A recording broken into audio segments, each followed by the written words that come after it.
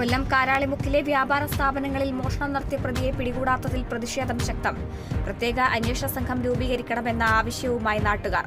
വിഷയത്തിൽ മുഖ്യമന്ത്രിക്കും ഉന്നത പോലീസ് അധികൃതർക്കും പരാതി നൽകി. ശ്രീനാരായണ ഗുരു ദീപപ്രതിഷ്ഠ നടത്തിയ തൃശൂർ കാരമുക്ക് ചിദംബര ക്ഷേത്രത്തിൽ സമൂഹ പ്രാർത്ഥന സംഘടിപ്പിച്ചു. നിരവധി ഗുരുഭക്തന്മാരും നാട്ടുകാരും ചടങ്ങിൽ പങ്കാളികളായി. ആലപ്പുഴ മാന്നാറിൽ കനത്ത മഴയിൽ മരം വീണ് ഗതാഗതം തടസ്സപ്പെട്ടു. മാന്നാർ കുരട്ടിക്കാട് നന്ദ്യാട്ട് മുളവനേത്ത് റോഡിലാണ് മരം വീണ് ഗതാഗതം തടസ്സപ്പെട്ടത്. മാവേലിക്കരയിൽ നിന്നും അഗ്നിരക്ഷാസേന എത്തി മരം മുറിച്ചുമാറ്റി. കണ്ണൂർ എച്ചൂരിൽ കുളത്തിൽ വീണു മരിച്ച കുട്ടികൾക്ക് ആദരാഞ്ജലികൾ അർപ്പിച്ച നാട്. മൗവഞ്ചേരി മദ്രസ കോമ്പൗണ്ടിൽ പൊതുദർശനത്തിന് വെച്ച മൃതദേഹത്തിന് ആദരാഞ്ജലികൾ അർപ്പിക്കാനെത്തിയത് നിരവധി പേർ.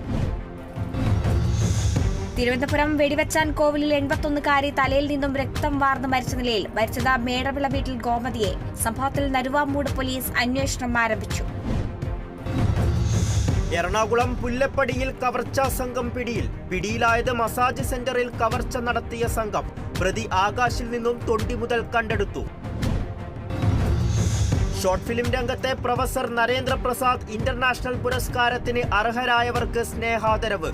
ആദരവൊരുക്കുന്നത് അയ്യനയ്യപ്പൻ ഭക്തിഗാനത്തിൽ പ്രവർത്തിച്ചവർക്ക്. 01 മീഡിയ ക്രിയേഷൻസും തൃശൂർ കാഞ്ഞാണി പൗരാവലിയും ചേർന്നാണ് ആദരവ് നൽകുന്നത്. തൃശൂർ കയ്പമംഗലത്ത് മത്സ്യബന്ധനത്തിനിടെ വള്ളം മറിഞ്ഞ് 3 പേർക്കു പരിക്ക്. പരിക്കേറ്റത് കൂരിക്കുഴി സ്വദേശികളായ സുരേഷ്, വിപിൻ, രാജേഷ് എന്നിവർക്ക്. 3 പേരും നീന്തി രക്ഷപ്പെട്ടു.